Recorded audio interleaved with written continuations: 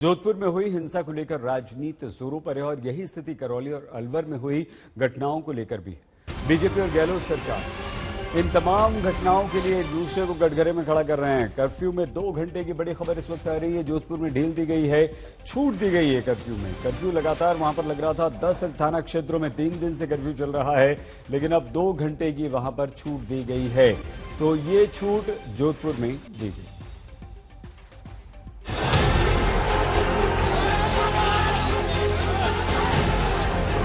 चल रही थी, पूरा देखा सीन 11 बजे से चालू हुआ। डर लग रहा, बहुत डर लग रहा है। इतना डर गए, कभी देखा ही नहीं। 7 सालों से या कह रहा है कि घर में रह रहे, कभी नहीं देखा। खिड़की में आके देखा, करीब 200-250 बंदे थे, हाथ में नंगी तलवारें, सरिये, लाठियां। क्या जोधपुर की हिंसा सुनियोजित थी?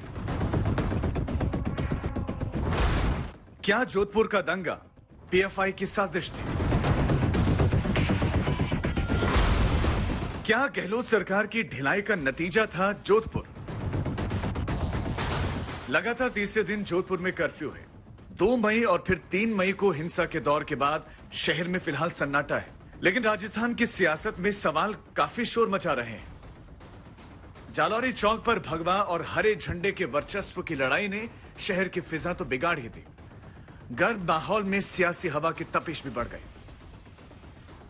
बीजेपी का आरोप है कि जोधपुर में हिंसा की सुनियोजित साजिश थी। ये साजिश विवादित संगठन पीएफआई यानी पॉपुलर फ्रंट ऑफ इंडिया ने रची थी।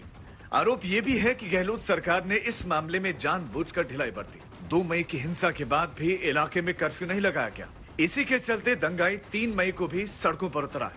2 मई की घटना के बाद किसी आरोपी को गिरफ्तार नहीं किया गया।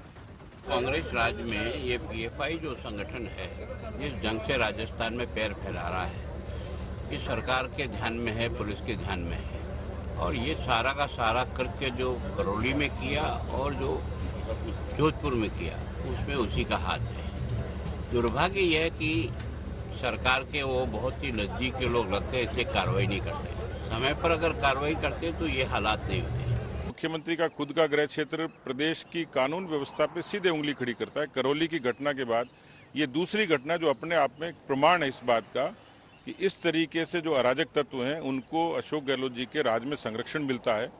और वो इसलिए मिलता है कि पीएफआई का उनका प्रेम जगजाहिर है।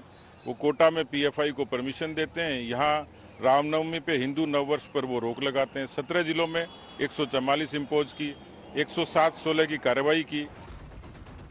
दूसरी तरफ राजस्थान सरकार उल्टे बीजेपी पर हिंसा भड़काने का आरोप लगा रही है। खुद मुख्यमंत्री अशोक गहलोत बार बार करौली और जोधपुर में हुई घटनाओं का दोष बीजेपी के सिर मढ़ रहे हैं। तो आग लगा रहे सब जगह, एजेंडा बना रहे हैं, धरने दे रहे हैं। ये तो इनकी प्लानिंग थी जंगे भड़काने की।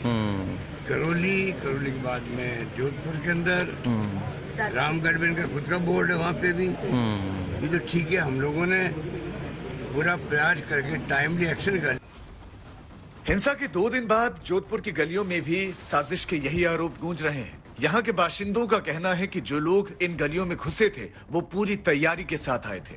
हाथ में तलवारें थी, तेजाब की बोतलें थी और पत्थरों का जखीरा भी साथ लाए थे। जालौरी पे दंगा हो रहा था ना, तो सब वहाँ लगे हुए थे झंडे को लेकर। हाँ, झंडे को लेकर। लेकिन फिर उस बीच में यहाँ लूटपाट। हाँ, 1-2 पुलिस तो होनी चाहिए ना, एक भी नहीं थी, इसीलिए दंगा बढ़ा। नहीं तो दंगा बढ़ता ही नहीं। इतनी लड़ाई नहीं होती जितनी हुई थी। और बचाव के लिए वापस पत्थर से सही व्यवस्था होती तो यहाँ पे इतना दंगा नहीं फैलता। जी, आप मौके पे ईद वगैरह पे त्योहार पे वहाँ पे पुलिस बैठती है। हर जगह पुलिस ये है कि मुस्लिम एरिया है, तो यहाँ पे हमेशा रहती है पुलिस, लेकिन इस बार कोई व्यवस्था नहीं थी।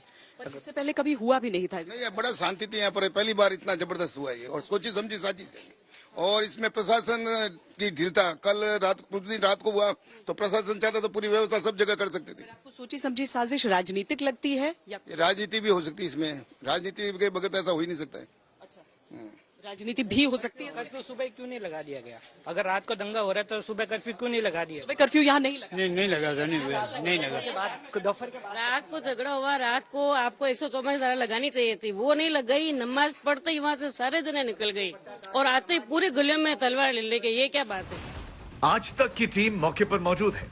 श्वेता सिंह जब हिंसा वाले इलाके में पहुंची तो मंदिर से लेकर लोगों के घरों, दुकानों के शटर और गली के हर कोने में दंगाइयों की करतूत के निशान अब भी मौजूद दिखे। यहाँ की टूटी हुई गाड़ियां अपने आप गवाही दे रही हैं कि क्या हुआ होगा उस रोज। हालांकि अब कर्फ्यू है, लोग अपने अपने घरों पर रहने के लिए मजबूर हैं, लेकिन कई लोग यहाँ पर बाहर भी निकल कर आए हैं क्योंकि वो यहाँ पर हमें ये भी बयां करना चाहते हैं कि हुआ क्या था। अब देखिए जो पत्थरबाजी है, अधिकतर जो सड़क पर पत्थर पड़े हुए थे टुकड़े, वो हटा दिए गए हैं। ये बताओ कि ये यहाँ पर ये जो सारी चीजें हो रही थी तो थी यहाँ पर? हम लोग अंदर थे क्योंकि हमारे घर में भी कुछ लोग घुस चुके थे और ये हमारी शॉप है, यहाँ पे भी बहुत सारा हुआ था तो हम लोग बाहर नहीं आ पाए थे। बट बहुत ज्यादा तेज आवाज आ रही थी, बहुत सारे पत्थर लोगों के जेब में थे, वो सब लोग पत्थरबाजी चल रही थी, मतलब खौफ था बिल्कुल यहाँ। बहुत ज्यादा। अच्छा, तो देखिए यहाँ पर अभी भी कुछ पत्थर आपको गिरे हुए यहाँ पर नजर आ जाते हैं और इन पत्थरों के आकार को देखकर आप समझिए कि किस तरह का प्रहार और किस तरह की चोटें हो सकती हैं। देर से ही सही गहलोत सरकार जोधपुर हिंसा के जिम्मेदारों की धड़ाधड़ गिरफ्तारी में लगी है, लेकिन आवाज उठ रही है कि इतना काफी नहीं है। यूपी, एमपी और दिल्ली की तर्ज पर जोधपुर में इंसाफ बुलडोजर मॉडल से हो। बीजेपी आज जोधपुर समेत इन तमाम मुद्दों को लेकर राजस्थान में जगह जगह सड़कों पर उतर आई है। भगवा खेमे के मुताबिक मामला सीधे सीधे हिंदुत्व पर निशाने का है, लिहाजा केंद्रीय मंत्री से लेकर सांसद, विधायक, पार्षद तक बीजेपी का हर सिपाही गहलोत सरकार की घेराबंदी में जुटा है। जोधपुर से श्वेता सिंह और देवंकुर वधावन के साथ आज तक ब्यूरो।